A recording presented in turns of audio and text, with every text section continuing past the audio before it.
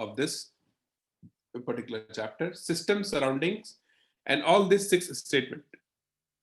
Very important. If you understand the 6 statement, you'll understand the concept of system and surroundings. It looks like very simple types of system, open, close, isolated, but this kind of statement is very important to understand. Okay. Next term we are going to see is, write down the heading, state variables.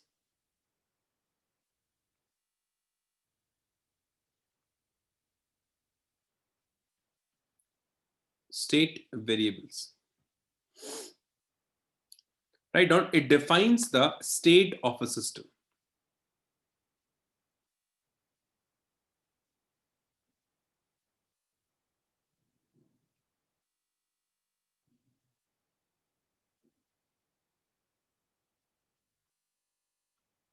Defines the state of a system.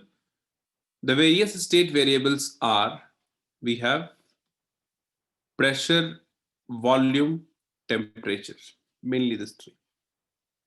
Okay, in gaseous state also we have discussed, if you want to define the position of a gas, you have to define the pressure, volume, and temperature at that point. Okay. When all the state variables, write down, when all the state variables are constant, all must be all, right? Then the system is said to be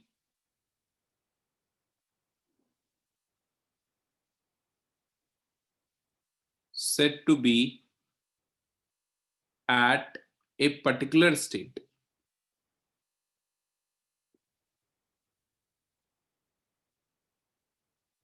Copy this down.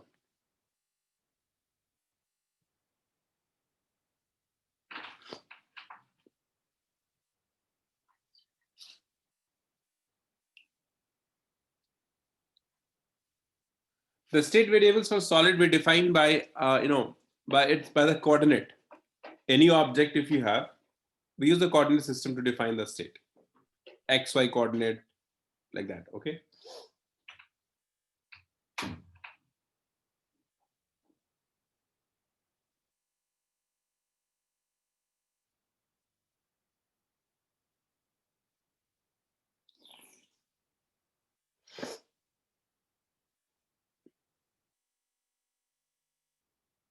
And coordinates also, we have a different coordinate system. Cartesian coordinate we have, polar coordinates we have.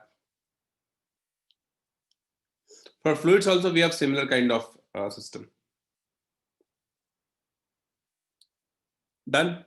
Okay. Now you see, if a given state, the pressure is A to B, we have, suppose A and B, 2 states we have. At A the pressure is PA, VA and TA, and B the pressure is PV, VB and TB. Okay, so when the system goes from A to B, so there will be a change in state.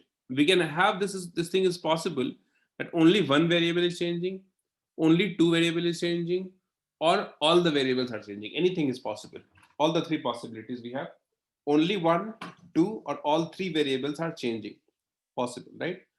So this change in state variable, whenever it is happening, we say the change in state is also taking place for that. State, it means the position, not the physical change, like solid to liquid, liquid to gas, not like that.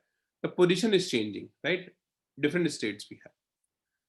So all these things which is happening here, like we must have certain path to change the state of a system, right? We must have a certain way to change the state of a system, right? So all these paths, the different way we have, we call it as processes, right? So change in position or a state of a given gaseous species is taking place by different ways. We have different paths for this, and all these ways and paths are known as processes.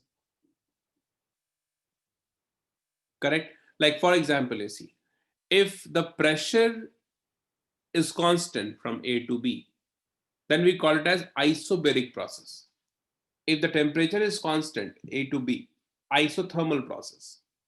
Like that, we have isocodic process when the volume is constant.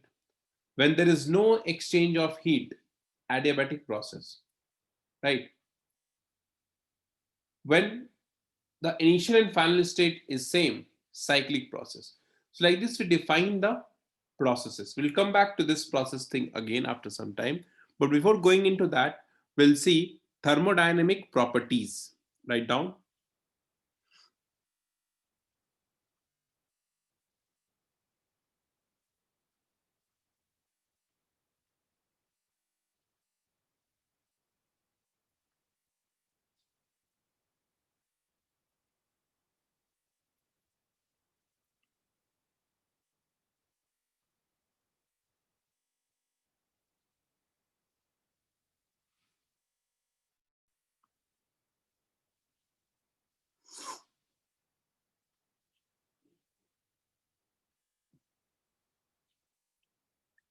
Thermodynamic properties, we have two types. Okay. The first one is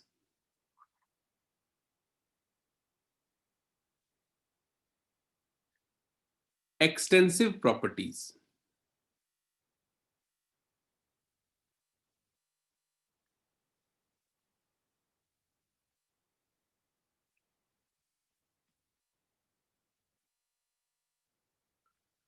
Write down.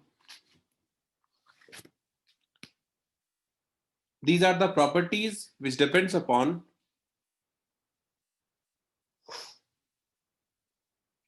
these are the properties which depends upon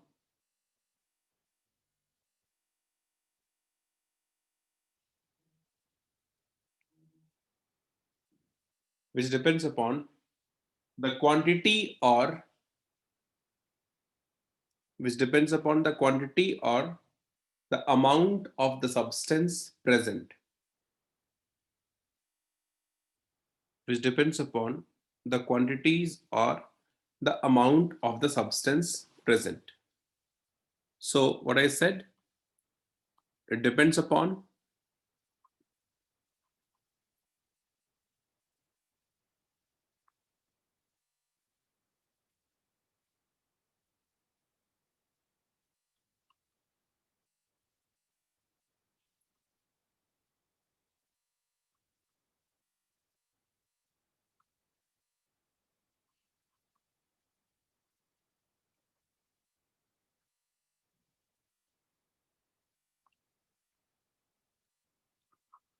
second one is intensive property. Important also, they ask this, properties in the exam also very often.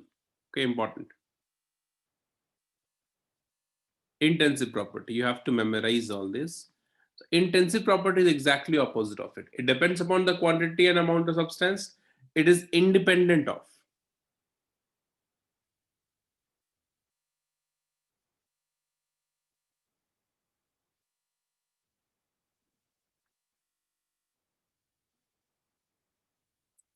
quantity or the amount.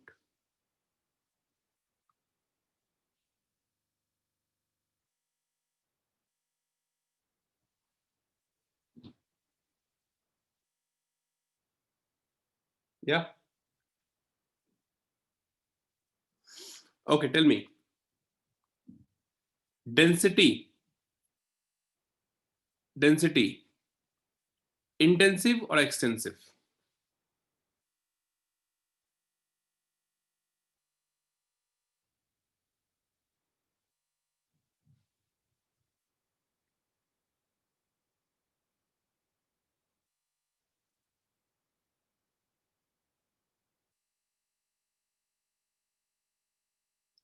Density is intensive, right? Don't get confused. It is an intensive property because suppose if you have water, so if you take one glass of water or one bucket of water, the density of water won't change. Correct? So density is an intensive property. Don't get confused that D is equals to mass by volume. So since it depends upon mass, it is extensive. No. Yeah, that's what Vaibhav, you see what happens. I'll take one example here. You see, suppose you have a container, okay, and the mass here is 2m, 2m, and the volume is 2v. I'm assuming this. What is the density in this case? M by v. 2 and 2 will get cancelled. So if the mass is 2m, density is m by v, 2 and 2v. Now suppose if you distribute this, or just distribute this into two equal halves, so that the mass of this side is m, volume is v, mass of this side is m, volume is v. What is the density of this part? The half part. Again m by v. So you see, whether you take mass as m or 2m, the density is same only, m by v. Why it happens? Because when you change the mass in the same proportion, volume also changes, and overall it makes the ratio m by v constant. Correct? No, it's not like that. I'm talking about one particular type of object. Like suppose if you take water, density of water, you cannot mix something into it. Then it won't be the same thing, because we have two different types of object present in this. You can take water, you can take benzene, you can take any other thing.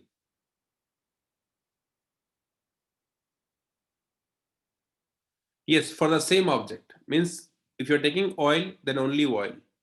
Water, only water. Chloroform, only chloroform. Any gas, the same gas if you're talking about. The system is same only. Amount is changing, we can say, Aditya. If you mix the same thing into the given system, then the amount, mass of the system will change, but system will be the gas only or the liquid only, whatever it is.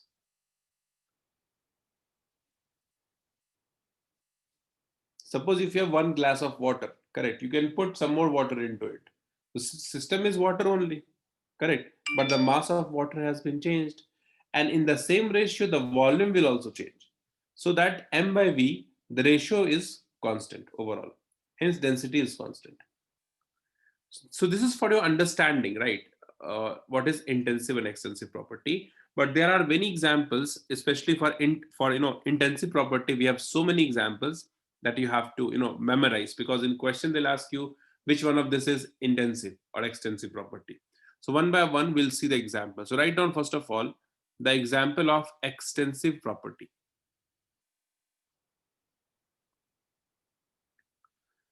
Heat capacity is extensive.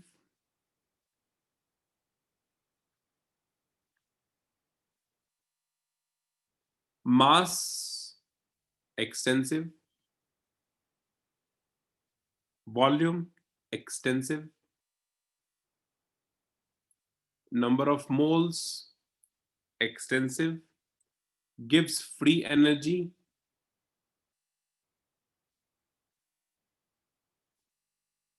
is represented by capital Z, extensive. Enthalpy, notation also you must remember, enthalpy is represented by H, again extensive. Entropy, S, extensive. And then we have internal energy.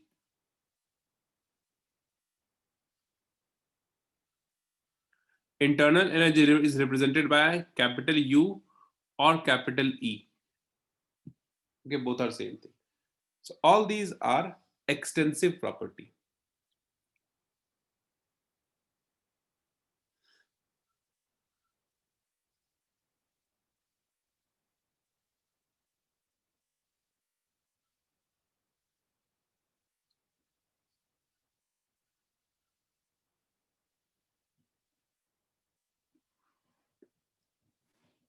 Done?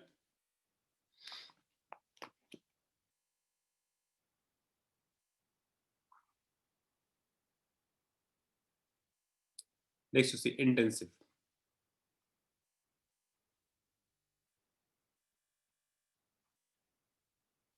See one thing. Enthalpy is extensive property. Okay. But when we write molar enthalpy, one just a second, guys.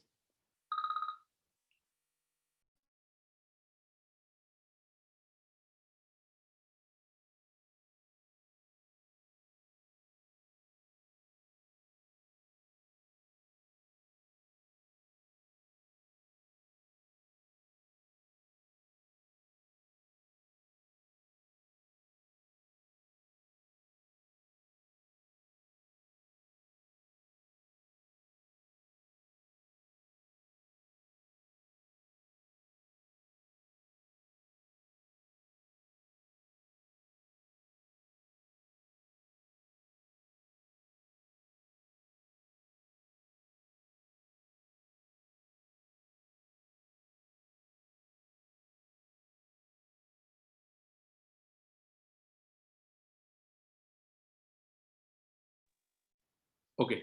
So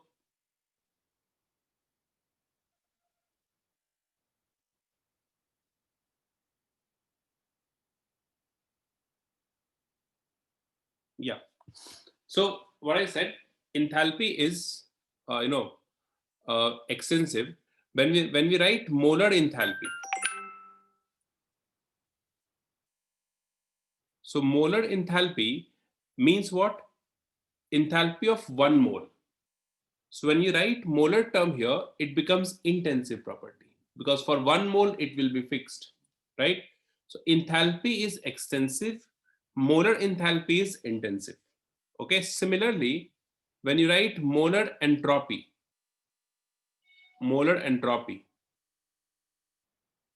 this also becomes intensive because it is again for one mole, correct? This is one thing that you must keep in mind. Apart from this, you see, all the concentration term are intensive property. Concentration, for example, molarity, molality, okay? We can say mole fraction. All these are, intensive property, concentration term. Okay, we have already discussed density is intensive, temperature is intensive, pressure is also intensive. Okay, refractive index, you will study in physics, refractive index also intensive. A specific heat, a specific term also, if you have seen written here, specific means for 1 gram, molar means for 1 mole. So whenever you see this two term, specific or molar written before any term, it is always intensive. Did you get it? Whenever a term starts with molar or specific, then it is an intensive property. Specific means for 1 gram, molar means for 1 mole. Viscosity is always intensive. Viscosity, surface tension,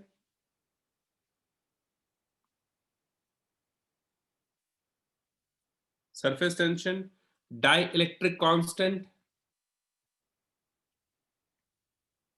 These terms you will get in physics. Okay, you won't have any use in chemistry, but just example you must remember because they ask all these things in the exam. Dielectric constant, pH. We'll discuss about pH in ionic equilibrium a lot. pH is also an intensive property. EMF of the cell. EMF also we'll see in 12th class. Electrochemistry is the chapter. EMF of the cell is intensive property.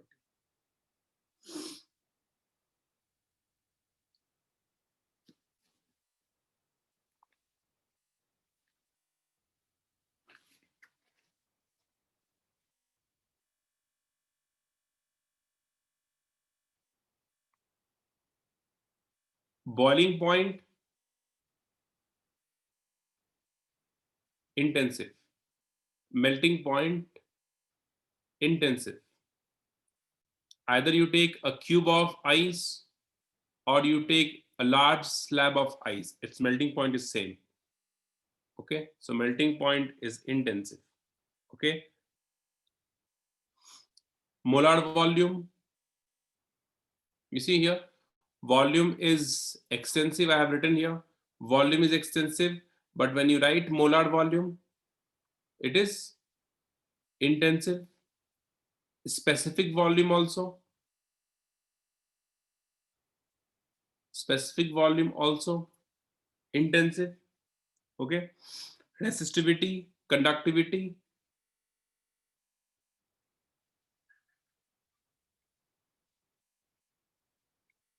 conductivity, resistivity, all these are intensive, etc.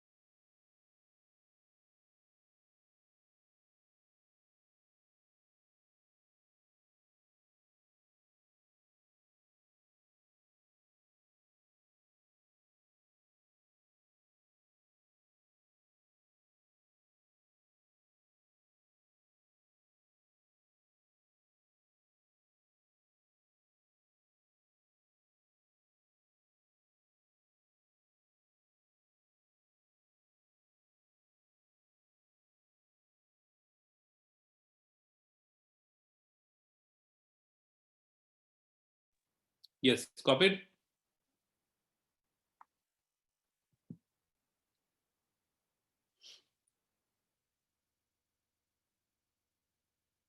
Pressure is intensive only. No, you see, like it is.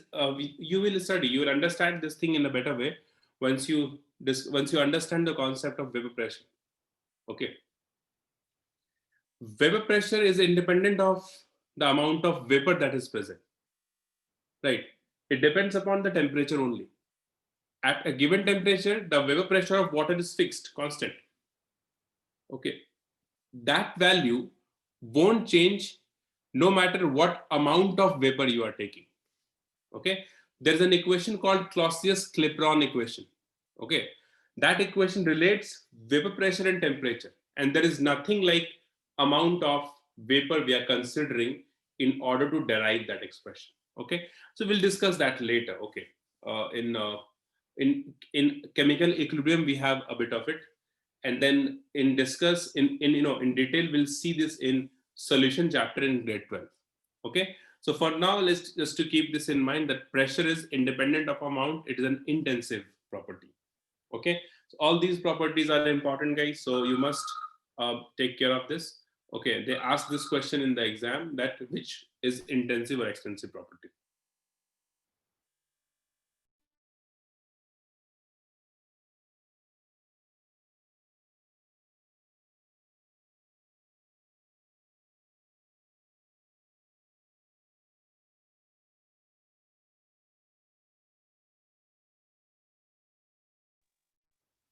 Okay, so this is the thing we have. So these two things are important. One more thing you see here, I'll tell you.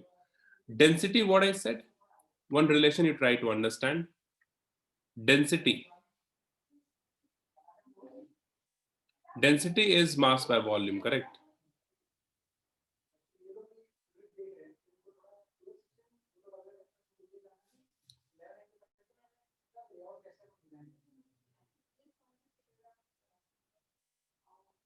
Density is mass by volume, correct? So density, we have discussed this. It is an intensive property. I'm just trying to make you understand one relation here. It is intensive. What is mass? Mass is extensive. Volume is also extensive. Okay. So what we can conclude from this relation, that whenever we have the ratio of two extensive property, the ratio becomes an intensive property. Write down this note, it's very important.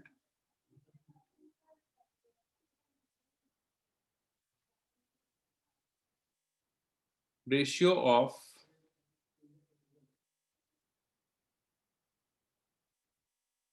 two extensive properties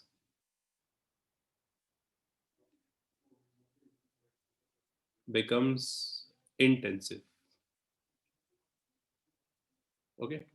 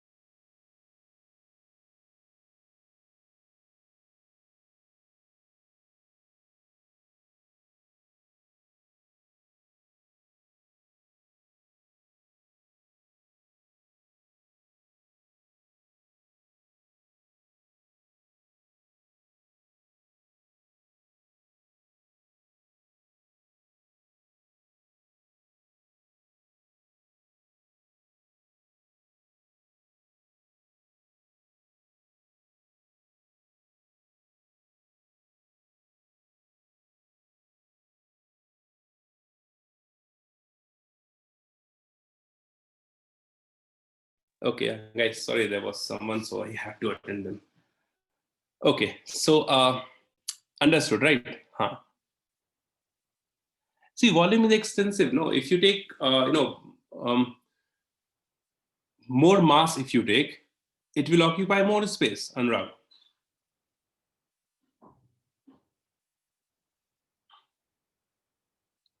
Right. So,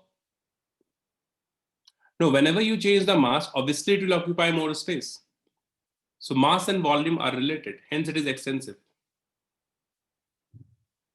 Got it? That's not an issue, Aditya.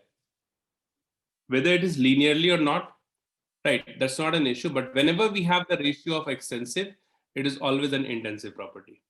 Yes, if you have the kind of thing that you are asking, in the same proportion, if mass and volume is not changing, right, then we'll have some difference, but usually it doesn't happen, right? So we consider that linear relation of mass and volume.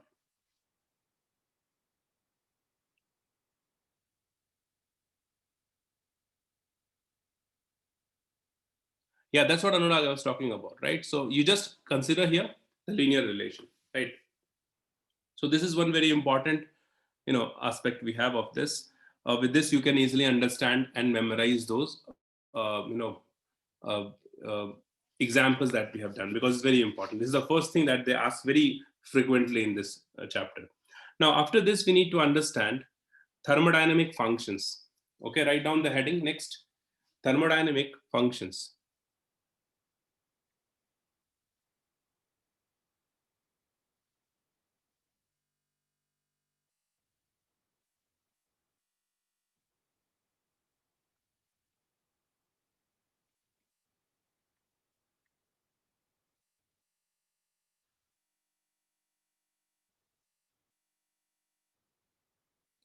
Okay, thermodynamic functions.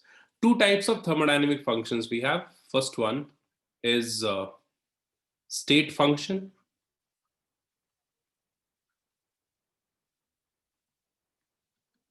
State function.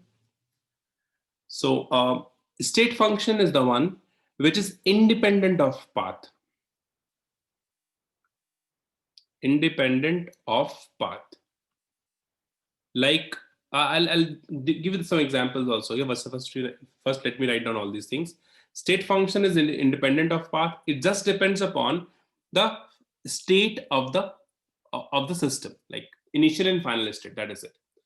Path function is the another one.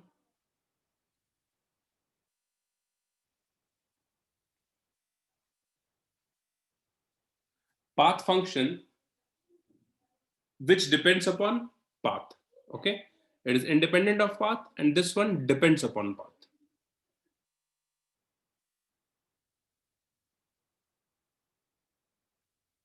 Depends on path. Once again, Anurag, once again.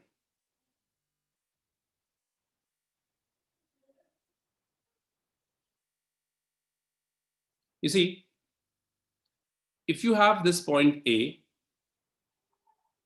and from this point A you want to go to point B, and we have certain, what we say, variables here, right? PA, VA, TA, PV, VV, TB. So function is the collection of those kind of variables. So function is what? It is a collection of those variables which is independent of path. Now what I say, you have to go from A to B. How would you go? There are infinite number of paths, right? You can, one thing is what? You can go directly from A to B. This is one way possible. Another is what? You can travel like this, whatever the way you like. You can travel like this. Okay. You can travel also like this. So like this, we have infinite number of paths possible, isn't it? But the final state is B only. It's like you want to go to, Chennai from Bangalore, right? So you can go directly to Chennai, or you can go to Hyderabad and then Chennai, go to Delhi and then Chennai, whatever, right? So there are infinite number of paths possible, but the destination, final destination is what? Is Chennai only. So here it is B. So A and B, 2 points we have. There are infinite number of paths possible. Now suppose there are three paths I have drawn over here. Tell me, if you talk about the, in terms of work done, right? Which path will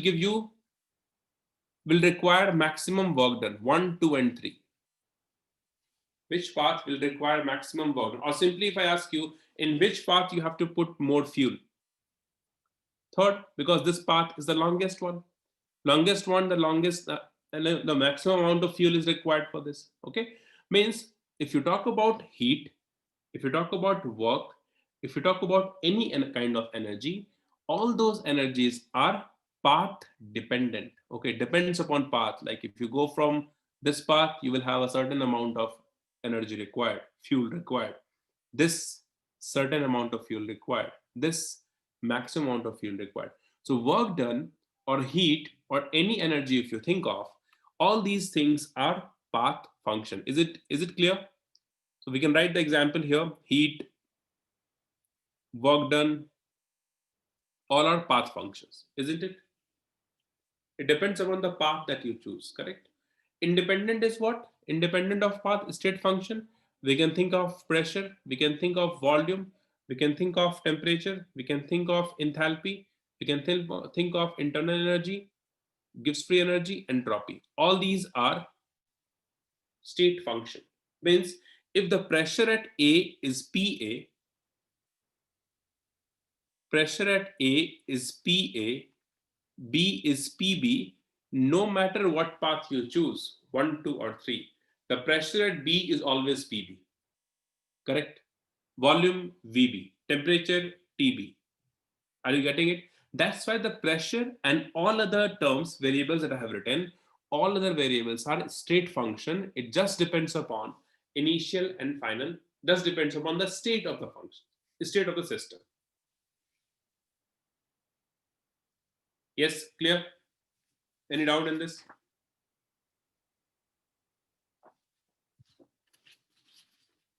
Tell me.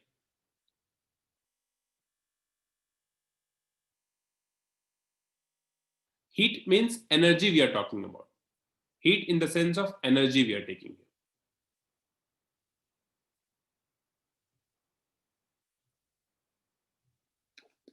Heat, as in you can say heat exchange. Okay. So longer path you need to travel, so more heat will get exchanged. Clear? Any doubt, guys? Speak up. Any doubt till now? Because these are the basic understanding. We'll have the application of all these things later on. Okay, so you have to understand this. Enthalpy we'll discuss terms. Aditya will discuss enthalpy and all. We'll discuss that a bit later. Just you keep the example in mind. We'll see definition and uses of this. Everything we'll discuss later. Okay, like I said, this is just an introduction going on. Okay, like I said, there are so many things we need to understand, new terms we have. So we are trying to understand that. Enthalpy, if you want, I can tell you just one line over here. It is a heat content of the system at constant pressure. Right? At constant pressure, what is the heat content is the enthalpy of the system. We'll see that later. We'll discuss. Okay? Clear? Enthalpy is represented by H.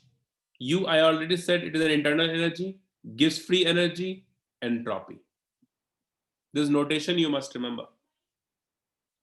Okay, next. Write down thermodynamic equilibrium.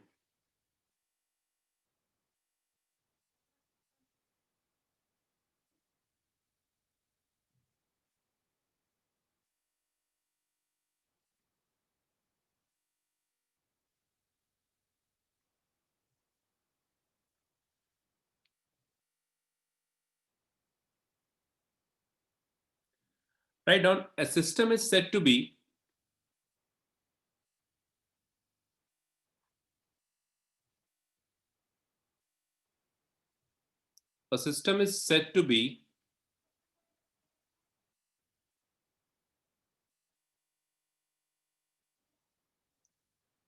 in thermodynamic equilibrium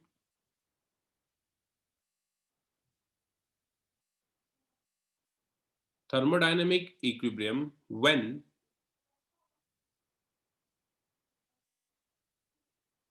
it is at thermal, chemical, and mechanical equilibrium.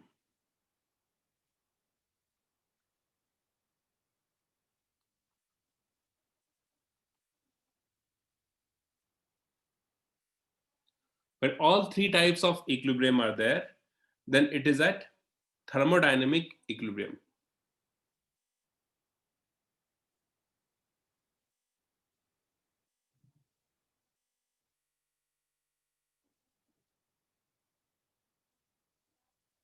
Okay, so what is thermal equilibrium? Thermal equilibrium is based on temperature, same temperature we have, right? So I'll just write down quickly this thing here. Thermal equilibrium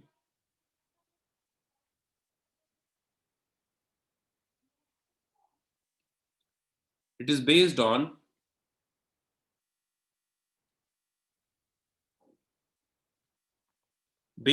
temperature, constant temperature we have.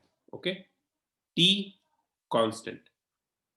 there's no heat flow because the temperature difference is not there. Thermal equilibrium, right? One at 100 degrees Celsius, other one at 50 degrees Celsius. If you keep them close, two objects in contact, then there will be heat flow from 100 to 50, and the heat will flow until the temperature becomes equal for both the objects. Okay, so when it is become equal, we say the two objects are in thermal equilibrium. Okay, chemical equilibrium, excuse me. You see, chemical equilibrium is related with concentration, right? So constant concentration, if you have constant concentration, then it is in chemical equilibrium. We'll discuss this in detail in the next chapter, that is chemical equilibrium. Chemical equilibrium is this constant concentration. Okay, mechanical equilibrium. Mechanical equilibrium, net force is zero, right? Net force is zero, or we can also say equal pressure. Force is nothing but pressure. Pressure is force per unit area, correct? So when pressure is equal, force per unit area is also equal. So equal pressure we have.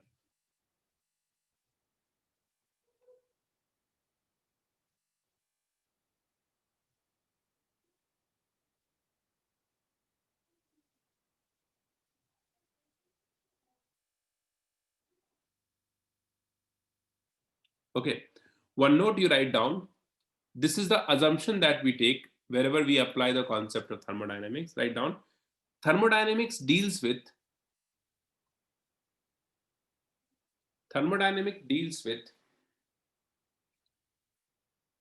the system which are in thermodynamic equilibrium. Thermodynamic deals with the system which are in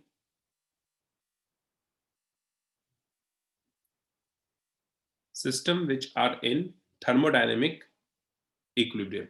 Correct? You won't get any question on this. Just for information, you should know. Okay, that whenever we apply the concept of thermodynamics, we assume the system is in thermodynamic equilibrium. Okay, so this is for thermodynamic equilibrium. Okay, next we are going to see thermodynamic processes.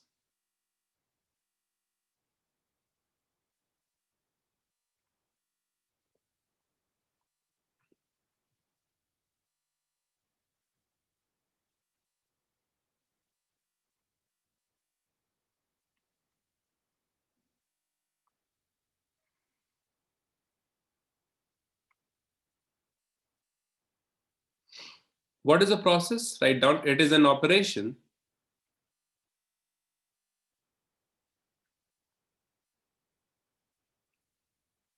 It is an operation by which a system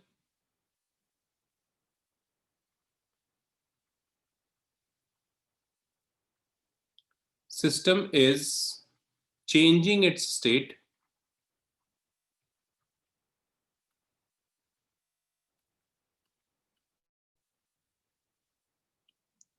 is changing its state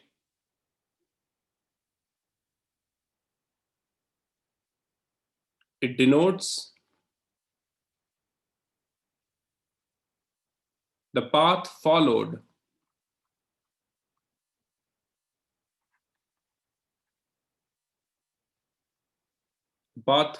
by the system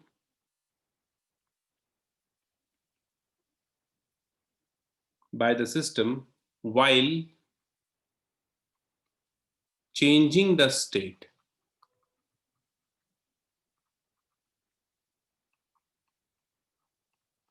Okay, so what is the path by which the system is changing the state? This path is the process. That is what I have discussed a few minutes back. A to B, the system is going on, pressure is getting changed. So whatever path we have possible from A to B, all those paths are called one kind of processes. Okay.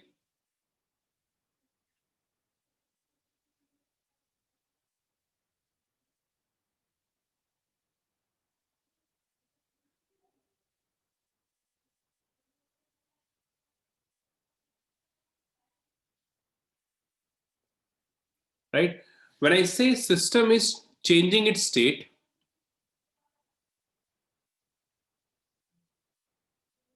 yes, all path we can say, all path we can say, right? So when we say system is changing its state, so change means what? You see, this changing in state. Now, this change also can be of three types: physical change, chemical change, or change in state variables. Okay, change, you see, it is also of three types. We have physical change. What do you mean by physical change? Physical change means chemical change, and then the last one we have change in state variables.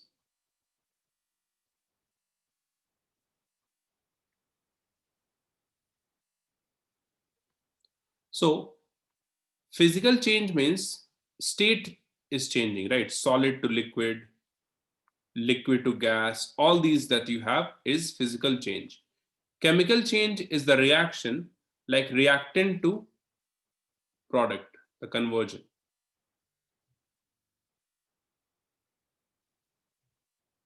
And change in state variables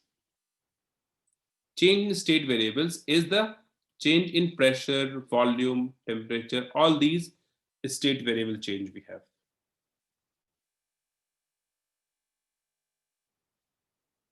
Copy this down.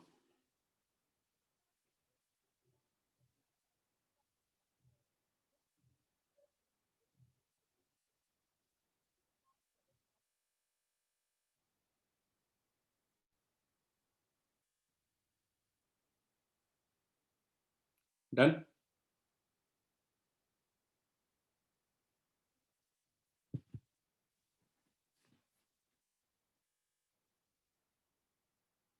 Okay. Now, what are the different processes we have? We'll discuss all these processes.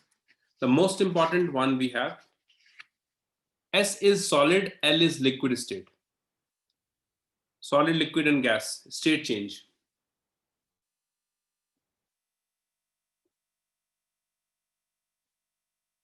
Okay, Anurag, done? Okay, few processes that we already know, we have discussed it. The first one, you see, we have isothermal process. What is isothermal process? Iso means equal, thermal means heat, right? So isothermal process, we have constant temperature process. Constant temperature process. Isobaric. What is isobaric?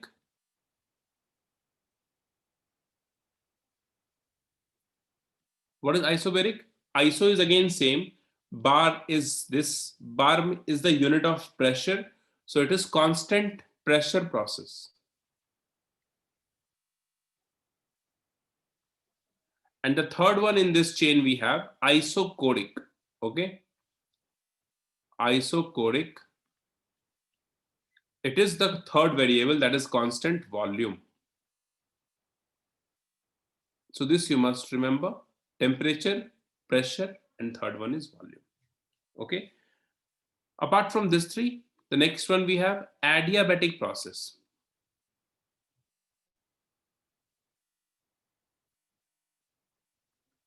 Adiabatic process is the one, write down, in this process there's no exchange of heat.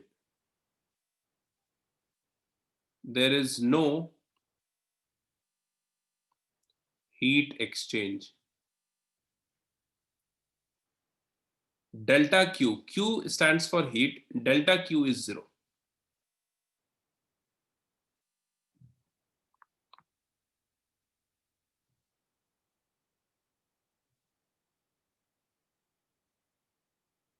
Correct?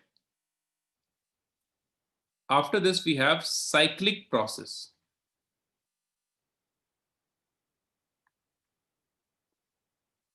Cyclic process is the one in which the initial and final state is same. Write down, initial and final state is same.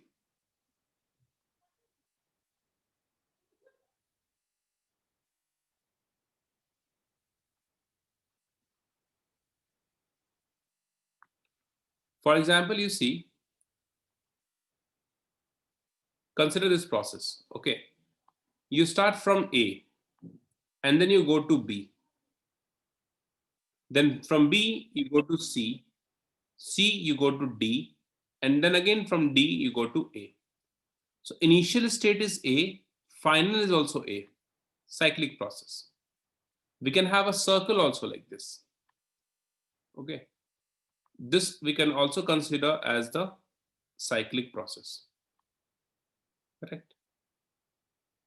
This is a cyclic process. So initial and final state is same, it is a cyclic process. Now when initial and final state is same, all the state variables are what?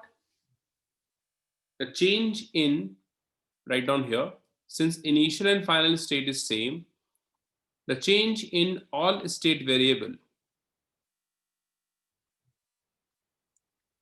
in state variable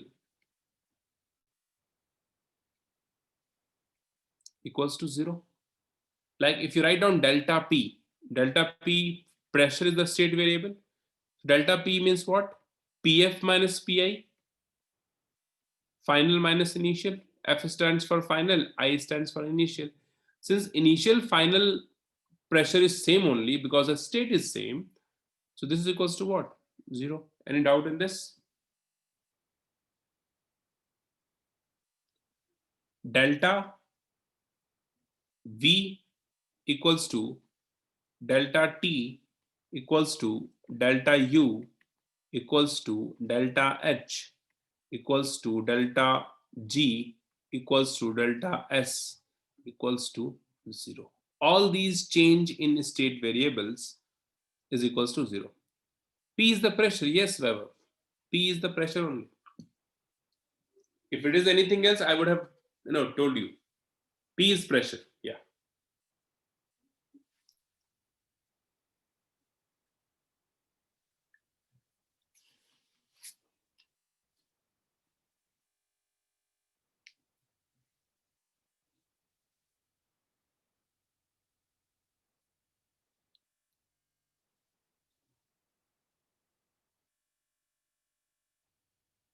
Copied, all of you?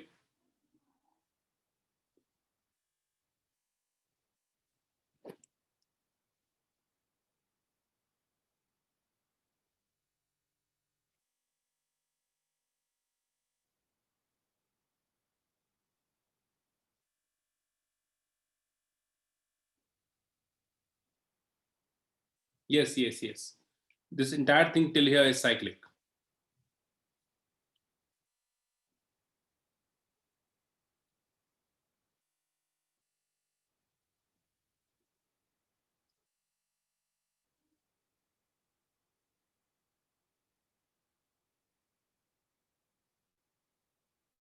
Done? Okay.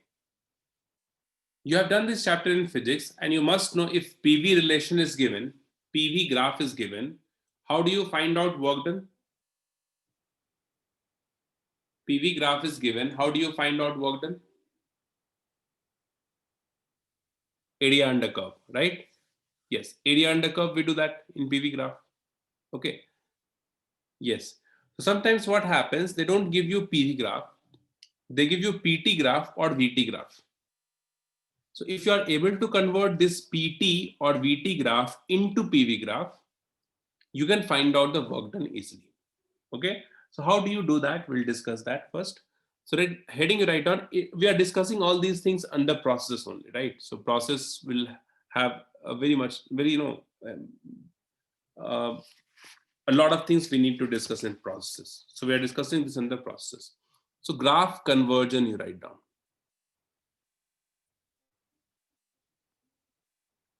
Based on the process, how do we draw the graph which is not given here? So you see what happens.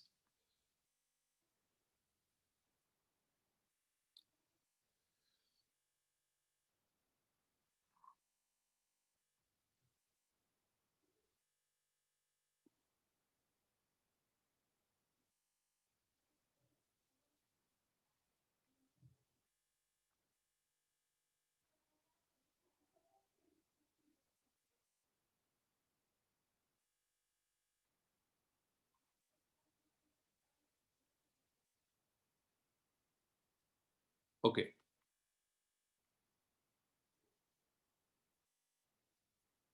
Now you see, we have PT graph, suppose we have given, and the PT graph is this.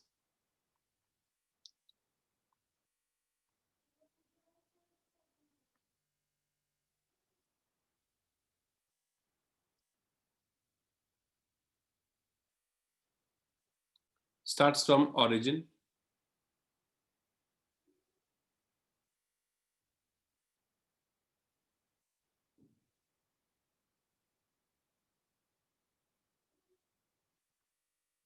okay.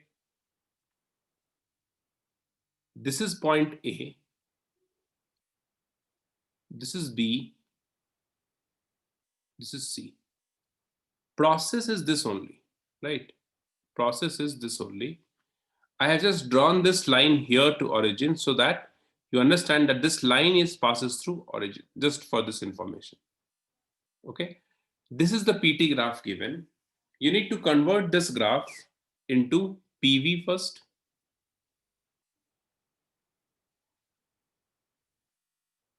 Graph into PV, and then we'll see how do we convert this into VT.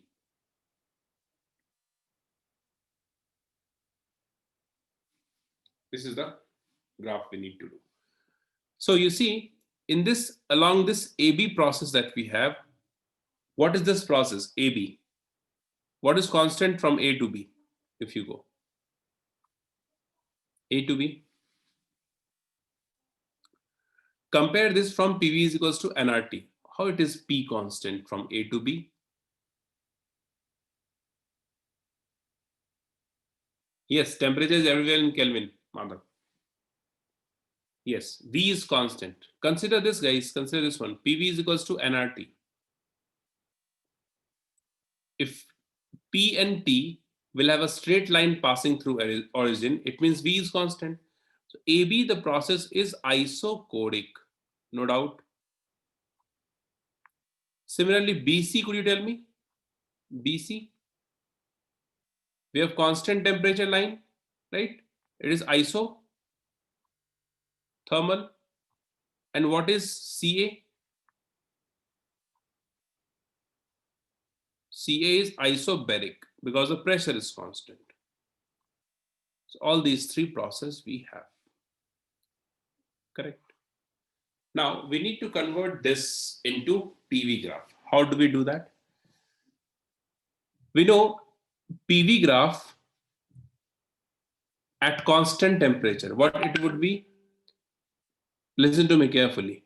PV graph at constant temperature, it will go like this. Yes or no? Yes or no? Right?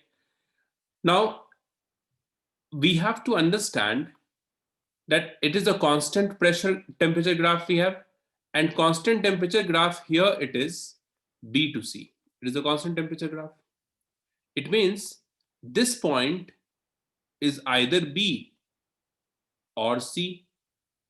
If it is B, then this point should be, this point should be. If it is B, then this is C. If it is C, then this is B. These are two possibilities. Yes.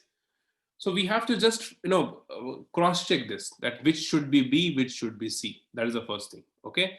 So what I'm telling you, I am just taking this top is the B and bottom is the C for an example, and then we'll cross check in the last that our assumption is correct or not.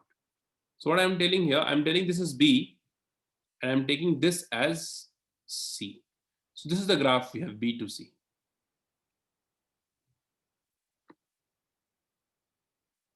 I'm just taking this as B and C. If it does not hold true for the entire process, for the other process, we have to change it on. But you need to, like this only, you need to guess and check. Okay. Now, since I have taken this, because PV graph at constant temperature is this only, no? Hyperbola, constant temperature, PV is goes to nRT, T is constant, so PV graph is what? It's like this only, at different temperature. Yes. Anybody has doubt in this graph at constant temperature?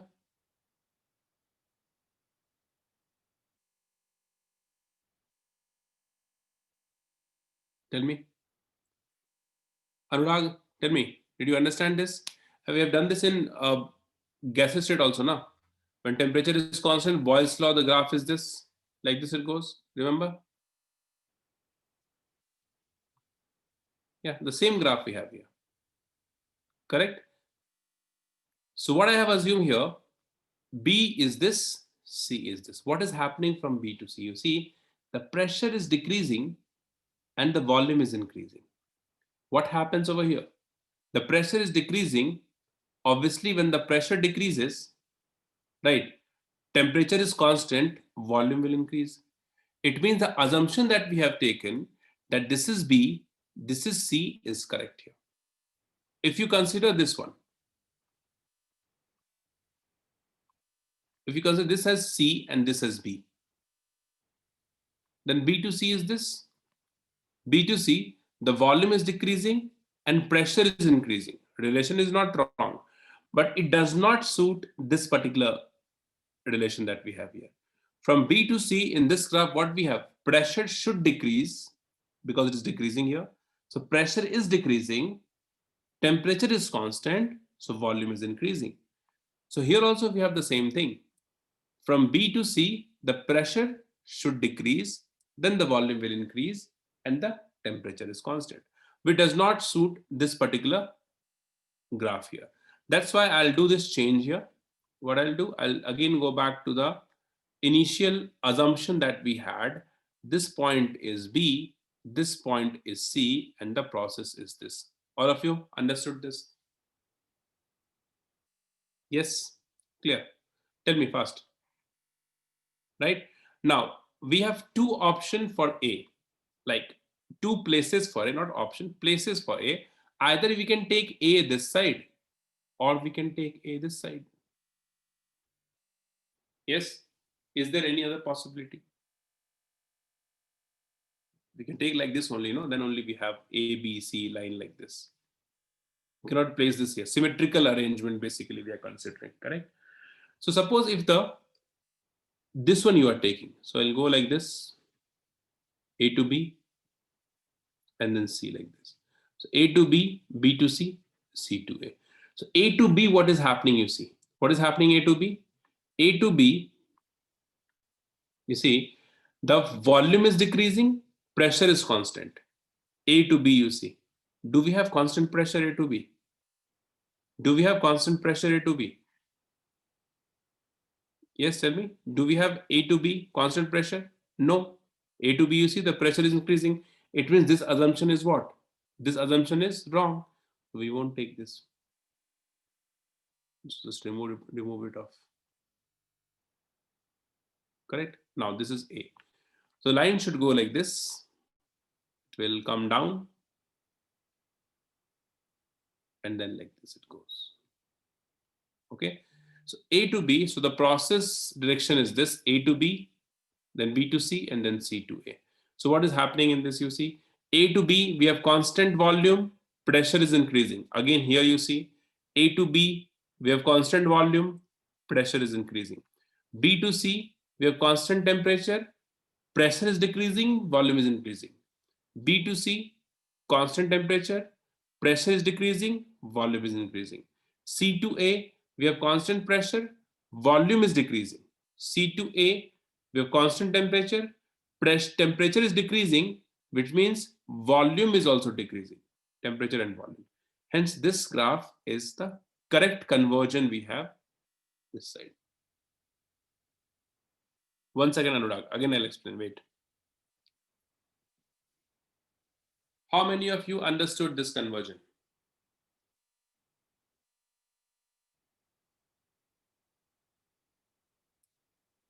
Understood? Okay, so I'll explain. Wait. Correct. One more thing. Well, like one more way, like you can understand this. One more time we'll discuss this. See, if you don't want to take A over here, then you can take A this side, suppose.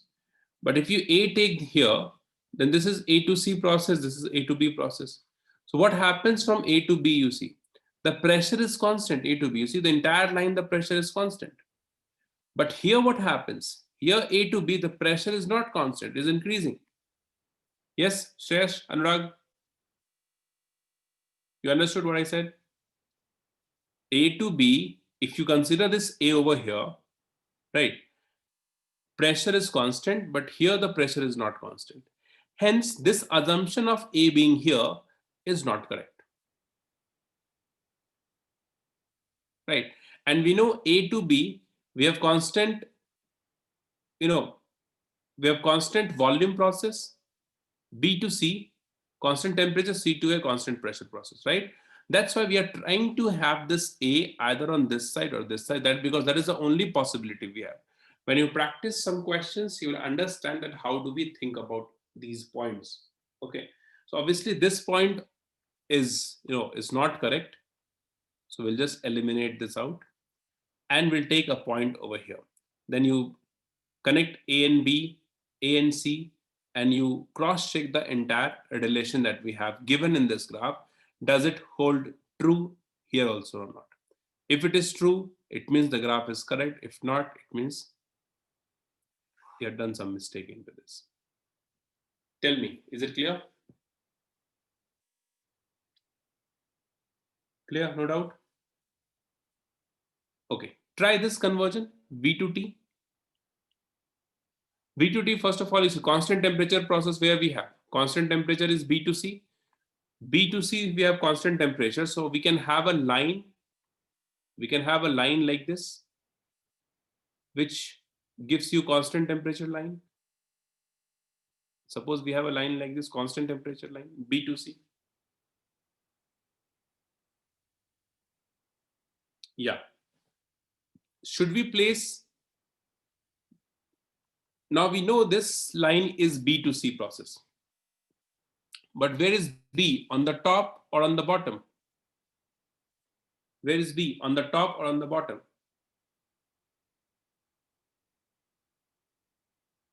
On the bottom. Okay. Chalo, we'll take it on the top first. If you take this on the top, then B to C, what happens? B to C, the volume is decreasing. B to C, you see here what happens. The pressure is decreasing. When pressure decreases, volume increases. So this assumption is not correct. Did you understand? Tell me. Shreyash? Yes, yes, you can do that, Shreyash. Not a problem. Yes. So B to C, we have checked what? Volume is decreasing. So here also volume should decrease. But what is happening? B to C, pressure is decreasing. Pressure and volume are inversely proportional. It means the volume is increasing. It means our assumption is wrong and the correct assumption is this. B we must have here and C we must have here. This is the process B to C we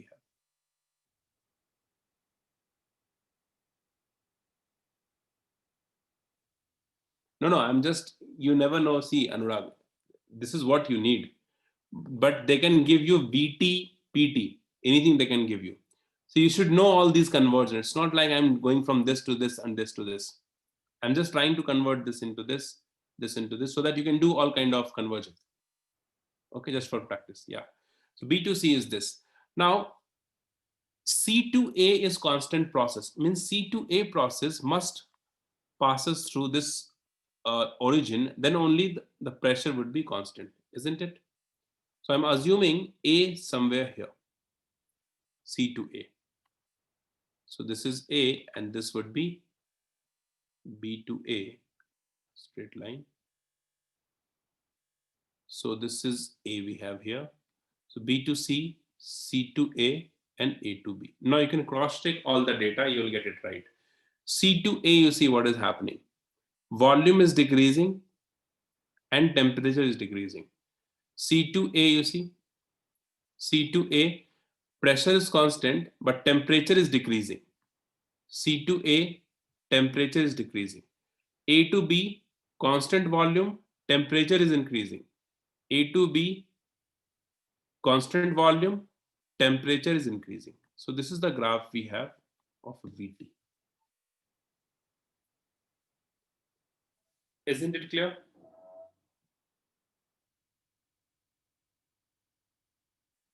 Tell me, any doubt? No. Okay. Fine, guys. So we'll take a break now. After the break, we'll see two more processes here, reversible and irreversible process. Okay, take a break. 7 o'clock we'll start.